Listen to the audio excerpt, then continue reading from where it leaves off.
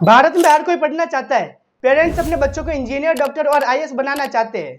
बच्चे किताबों के बोझ में दबे हुए हैं, लेकिन क्या हमने कभी सोचा है ये पढ़ाई में कहाँ ले जा रही है? डिग्रीज तो मिल जाती है, लेकिन नौकरी नहीं मिलती। स्कूल तो जाते हैं, लेकिन सीखते क्या है? इस वीडियो में हम एक्सपोज करेंगे भारत की एजुकेशन सिस्टम की असली सच्चाई। कैसे ये सिस्टम बच्चों को पागल बना देती है, और क्या हमारे कॉलेज सिर्फ डिग्रीज की फैक्ट्री बन चुके हैं? तो बिना कोई देरी के इस वीडियो को एक लाइक करके चैनल को सब्सक्राइब करते हैं। तो चलिए वीडियो शुरू करते हैं। भारत की एजुकेशन सिस्टम की जड़। भारत की मौजूदा शिक्षा प्रणाली की नींव 1835 में लॉर्ड मैकुलस ने रखी थी। मकसद क्या था?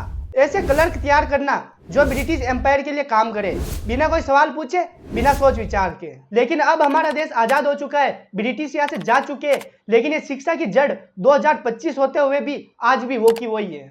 इसके अंदर कोई बदलाव नहीं हुआ। आज 2025 में भी वही ढांचा है, जहाँ क्रिएटिविटी की नहीं, रट्टा मारने की अहमियत है। एजुकेशन सिस्टम में आज के टाइम रट्टा मारना और मार्क्स की दौड़ तो कॉमन बन चुकी है। हमारे स्कूल्स ने बच्चों को सिर्फ मार्क्स लाने की मशीन बना दिया है। अगर आप कुछ नया सोचे तो आउट ऑफ सिलेबस कहकर काट दिया जाता है। अगर बच्चा 95% लाए तो काबिल, वरना बेकार। सोचिए कितने कलाम्स, कितने सचिन हम इस रेस में खो चुके हैं। कोचिंग कल्चर और मानसिक शोषण।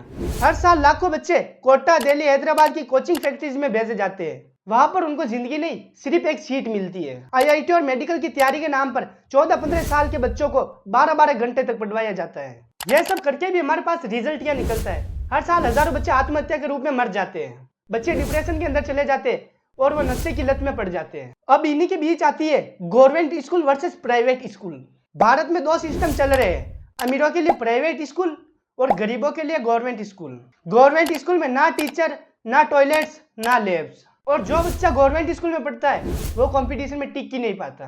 एग्जाम्स, पेपर लीक और करप्शन। नीट, एनईटी, एसएससी, 10-12 कौन सी एग्जाम बची है जहां पर पेपर लीक नहीं हुआ? पेपर लीक अब भारत में फेस्टिवल बन चुका है। लाखों स्टूडेंट्स की मेहनत बर्बाद हो जाती है क्योंकि किसी नेता के भतीजे को पहले से आंसर मिल जाता है। और जब स्टूडेंट्स सड़कों पर उतरते हैं तो पुलिस डंडे लेकर खड़ी होती है। एजुकेशन में बिजनेस सबसे खतरनाक चलता है। आज एजुकेशन सबसे बड़ा बिजनेस बन चुका है। 50 लाख की डिग्री, 10 लाख की कोचिंग, 3 साल का एडमिशन। स्टूडेंट लोन लेकर पढ़ता है और फिर बेरोजगारी झेलता है। इंडिया में डिग्री तो मिलती है लेकिन स्किल नहीं मिलती। लेकिन इस पूरे सिस्टम में प्रॉफिट किसका होता है? कोचिंग ओनर का, कॉलेज ओनर का और स्कैमर्स का।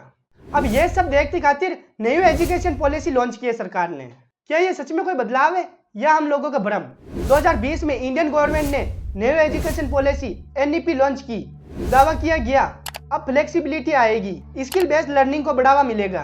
यह तो थी न्यूज़पेपर्स में खबर, लेकिन इसकी रियलिटी क्या है? सरकारी स्कूलों की हालात वैसी की वैसी, टीचर ट्रेनिंग आधी अधूरी, डिजिटल एसेस सिर्फ कुछ शहरों तक सीमित। एनईपी एक उम्मीद है, लेकिन रियलिटी बहुत पीछे है। हाइगर एजुकेशन और रिसर्च की हालात।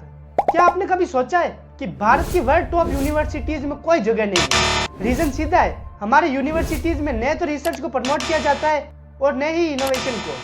R&D के लिए तो कोई फंड ही नहीं होता। और जो स्टूडेंट कुछ बड़ा करना चाहते हैं उसे फॉरेन यूनिवर्सिटी का रास्ता चुनना पड़ता है। इस ब्रेन ड्रेन में देश का तो नुकसान होता ही है, साथ में वो टैलेंट हम खो देते हैं जो देश को बदल सकता है। डिजिटल डिवाइड और ई लर्निंग की असमानता। पेंडेमिक के बाद एजुकेशन का फ्यूचर अब डिजिटल हो चुका है, लेकिन क्या ये सबके लिए ऐसी ब्लेज है? इंडिया में करोड़ों स्टूडेंट्स के पास ना तो स्मार्टफोन है, न ही हाई स्पीड इंटरनेट। गाँवों में तो नेटवर्क तक नहीं आता और कई जगहों पर तो बिजली ही नहीं होती। ये लर्निंग एक अच्छा कॉन्सेप्ट है, लेकिन जब तक डिजिटल इंफ्रास्ट्रक्चर नहीं सुधरेगा यह सिर्फ अमीरों की सुविधा बनी रहेगी। अब इनका निष्कर्ष क्या निकलता है? इंडिया में एजुकेशन का मतलब सिर्फ डिग्री नहीं होना चाहिए, बल्कि थिंकिंग पावर, इनोवेशन और प्रॉब्लम सॉल्विंग होनी चाहिए। जब तक हम रट्टा सिस्टम से बाहर नहीं आएंगे हम सिर्फ नौकरी मांगते रहेंगे, जॉब क्रिएट नहीं कर पाएंगे। एजुकेशन बदलाव का हथियार है, बस अब उसे सच में उपयोग करने की जरूरत है। हमें ऐसी शिक्षा चाहिए जो स्टूडेंट को सिर्फ नौकरी के लिए नहीं बल्कि जिंदगी के लिए तैयार करे। और इसके लिए सरकार नहीं, हम सबको, टीचर्स, पेरेंट्स और स्टूडेंट को मिलकर काम करना होगा। अगर आप भी इस एजुकेशन सिस्टम से परेशान हैं तो इस वीडियो को अपने फैमिली ग्रुप्स, अपने फ्रेंड्स ग्रुप में शेयर कर दीजिए, ताकि उनमें भी एक अवेयरनेस फैले ऐसे एजुकेशन के सिस्टम के खिलाफ और उनको भी पता चले कि हमारा एजुकेशन सिस्टम कैसा है। और कमेंट में बताएं क्या हमारे भारत को कुछ नए एजुकेशन सिस्टम की जरूरत है। सो गाइज, मेरा नाम था आदिप काटा। आई होप गाइज आपको ये वीडियो पसंद आया होगा। अभी तक इस वीडियो को एक लाइक नहीं किया हो तो इस वीडियो को एक लाइक करके चैनल को सब्सक्राइब कर दे। इसी प्रकार की नॉलेज की वीडियो पाने के लिए बेल आइकन जरूर प्रेस कर दे ताकि मेरी न्यू वीडियो आपके पास जल्दी से पहुंच जाए। तो मिलते हैं किसी अगले वीडियो में, तब तक बाय बाय।